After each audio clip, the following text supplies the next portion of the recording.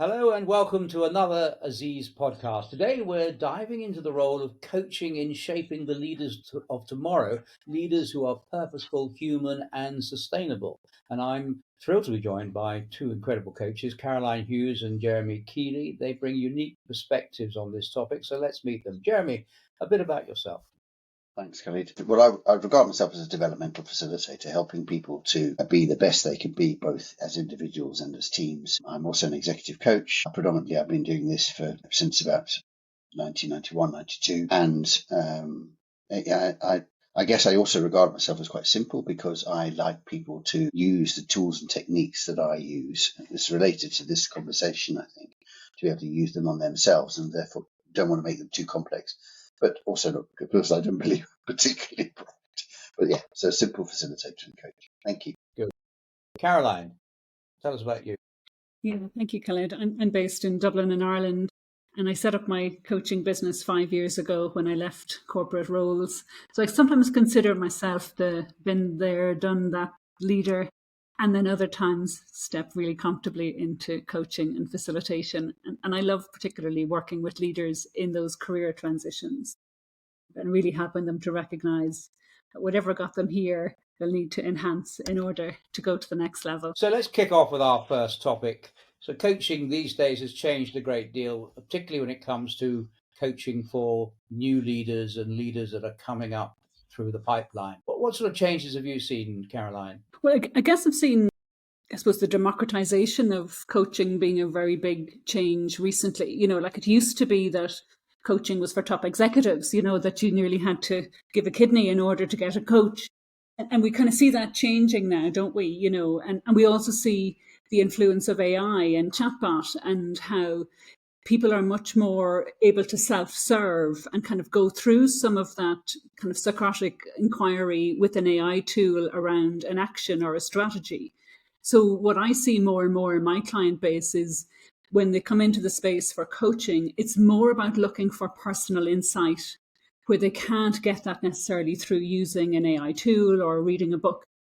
And it's more in the space of personal exploration of who am I and why should anyone be led by me? And I love that question, particularly for a new leader, because they're navigating that transition of potentially having been a peer and now they're managing and leading the people they used to, socialize with and, been at each other's weddings and then feeling the shift in the dynamic.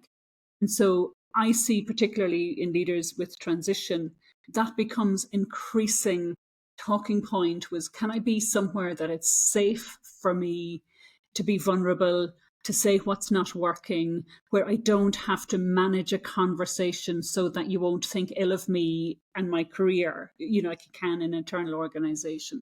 It's very hard, isn't it, to use probably an unfashionable saying, but it's very hard to run with the hare and hunt with the hounds. And it's the loneliness of command.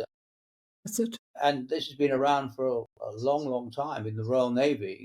The captain always dines alone unless he is invited by the other officers into the wardroom. Otherwise, he takes his meal in his day cabin, and that's what he does, which is an interesting one, isn't it? It's the loneliness of command. Jeremy, anything to add to that? Yeah, I think obviously there are a lot more coaches around, and therefore I think either it's easier to get one at one level, democratization that Caroline's talking about, and also harder to choose actually because there's a lot of people trying to sell themselves. I think that what has grown over the last few years, many years, is the recognition that coaching is valuable. So more and more recognition by leaders that having a coach is not a weakness or a remedy of a problem, but actually genuinely helps them. I think there's a growth in accreditation from my recognition over the lot since I trained properly in 98. Accreditation has become much more important than it was then. And AI, as you talk about this, I mean, there's such a thing as an AI coach now. I think the other thing is that I think that coaching has shifted more recently into being also helping with an agenda for the world. So I'm noticing people are more interested in sustainability, climate change type sustainability and social. And it's okay now more to ask questions around that, not to be righteous or anything, but what kind of ancestor do you want to be is actually a very valid question now in coaching for me. Related to purpose, so there's a lot more of that. I think fundamentally, though, if I go back to 91, 92, 93 and read The Inner Game of Tennis by Tim Gallwey and stuff, fundamentally, I think coaching has stayed the same. It's helping people to be the very best they can be, and it just, some of it's shifted, but some of it's fundamentally the same, I think, as well. Yeah, I mean, one trend I've seen is for some people some managements to say, well, I'll be the coach, I'll coach people. And of course, you can see the color draining from the faces of the people who are facing being coached by their boss. They find that very challenging, and it's not universally regarded as a safe space for them. So not so easy, but mentoring I often think can come from within a business, but the person doing the mentoring has to be so far removed from that individual, so they can say something that might otherwise be career limiting, and know that there'll be no fear of reprisals or repercussions or whatever. Yeah, okay, I get that. So coaching to coach, you often talk about that, Jeremy. What are you actually looking at? Well, okay, so in broad terms, you've got a leader has got to have certain types of conversations with their people. So one might be the task of the organization, what I call management, delivering. Are you delivering? Are you not delivering?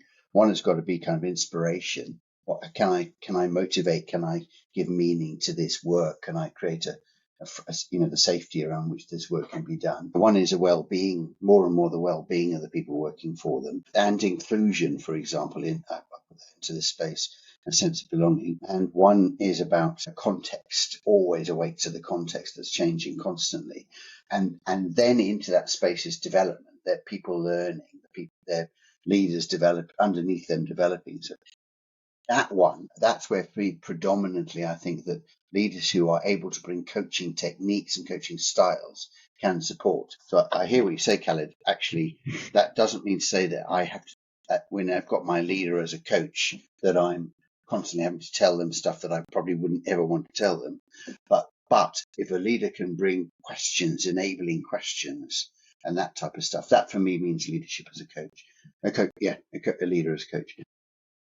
It really helping the person to think for themselves what it is they need to be better at and how they might develop that skill at the same time as the balance of all the other things they've got to talk about. Caroline, if I'm a manager, possibly in the C-suite or next level below, and I've been told I have to become a coach, one of the issues for some is self-awareness. How do you develop self-awareness? Yeah, I think when most leaders are asked to become a coach, particularly more senior, they think it's about solving for other people. And I suppose what I kind of notice most often is that when we start the conversation about self-awareness, it has to start with this separation between how the mind works and how we think it works. So we think typically that we see reality as it is. We don't typically step back and realize actually our minds are more like projectors than they are VCR recorders of old. And how we experience a situation is very much based on our previous experience, our beliefs, and our assumptions. So what I start with typically is, for any situation, we draw two circles. And in the first circle, we call it the situation. And we write down the facts, the indisputable facts that anyone who was involved would agree. The meeting was at 8:00. There was 3 people in it. The topic was this, right? And then in the second circle, we write down what's the story that we're telling ourselves about this situation.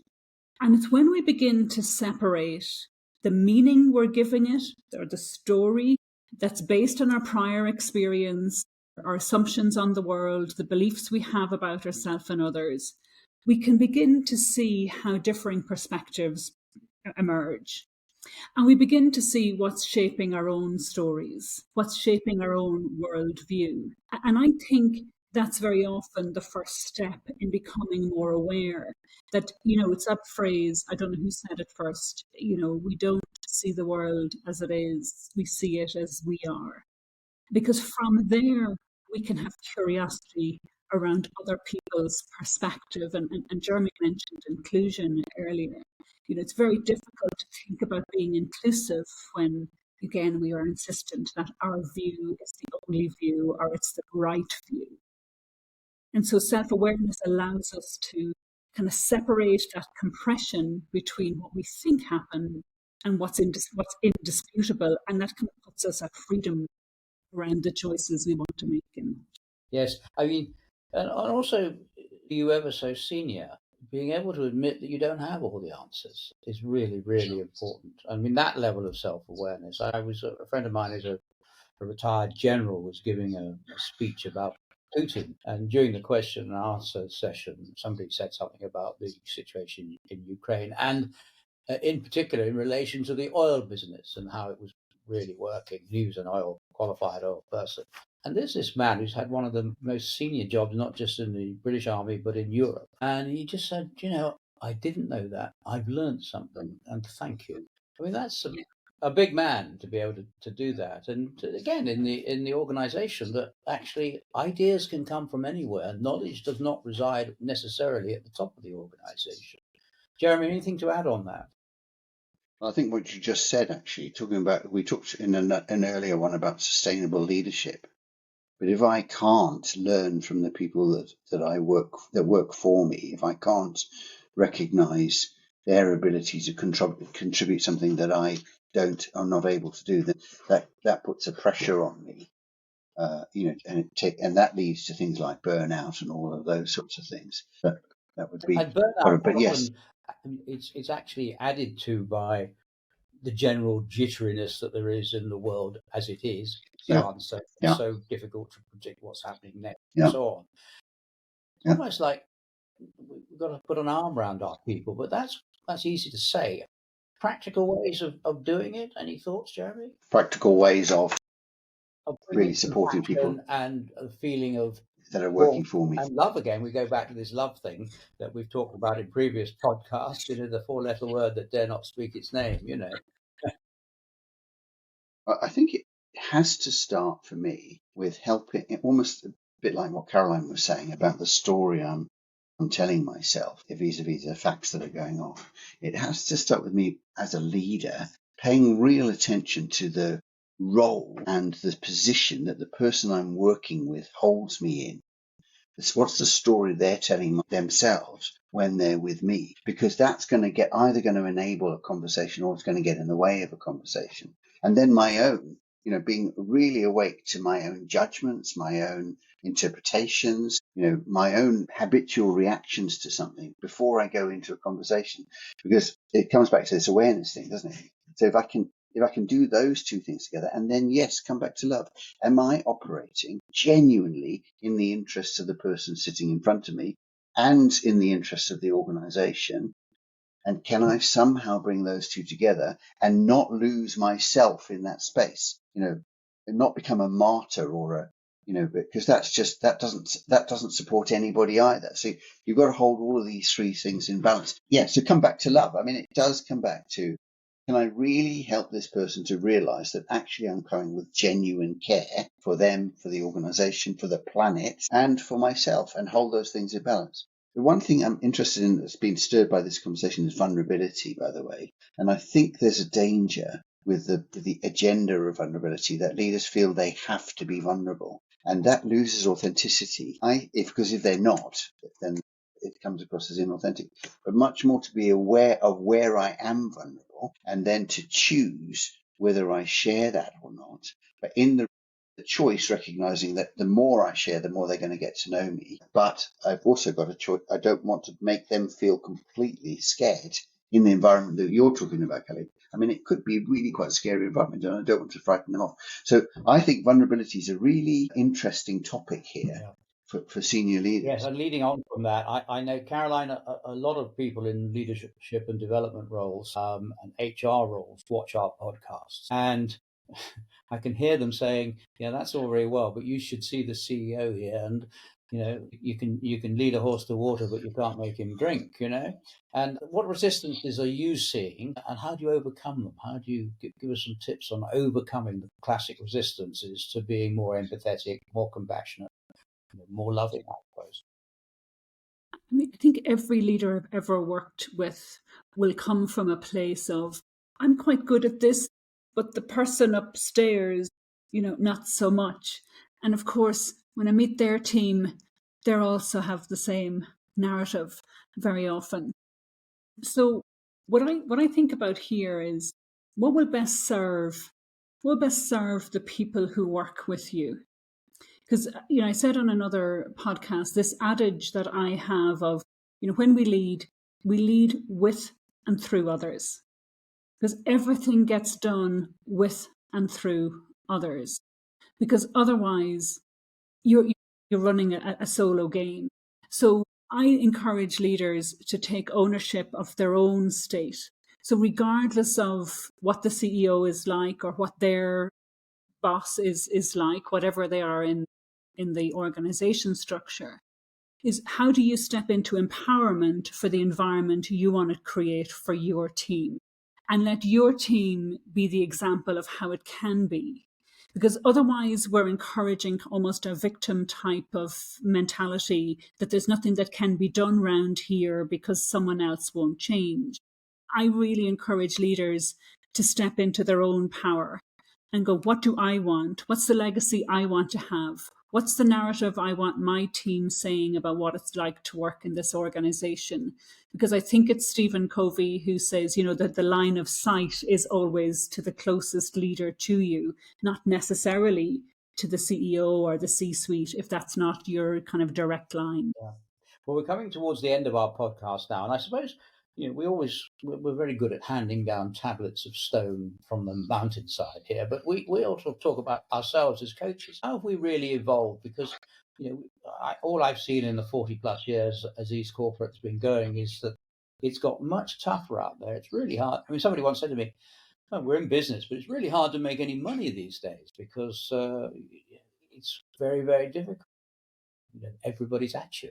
So how have we evolved as coaches to cope with all those things? Some final thoughts, Jeremy? I think we have to care less about it being a business and care more about the people that we're working with really growing. And we have to bring love to the work. I describe myself as providing loving company while people work on themselves in a way. And we have to bring challenge. I think there's much more challenging limiting beliefs, those types of things, giving feedback directly where we experience somebody being unhelpful in a way that hopefully they can trust us that we're coming with really good intention for them. We have to very carefully navigate the boundary between therapy and coaching, and between mentoring and coaching. It's so often people say to us, well, give me some advice. How often does that happen? Or tell me how we might do this, or you easily could get caught up in that. I think coaching is about offering people a way back to themselves.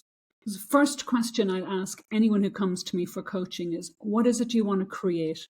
What's the possibility that you want me to take a stand for while you work your way through the process of getting there?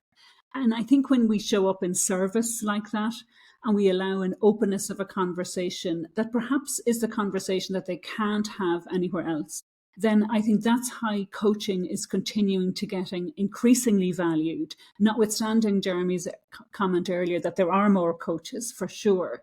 But I think when we stand for possibility and connect people to the faith they have in themselves, what they want, well, then that's a conversation that possibly never happens anywhere else outside of the coaching conversation.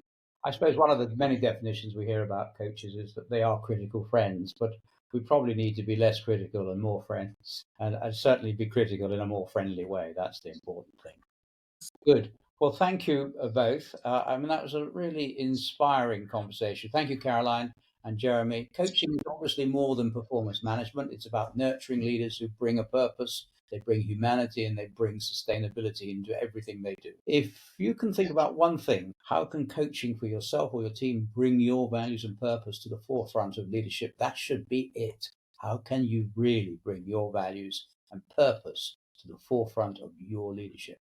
Don't forget to subscribe to our Aziz podcasts. Visit our website, www.azizcorp.com. There are plenty more resources there, lots of insights and stories from our coaching community. Until the next time, goodbye.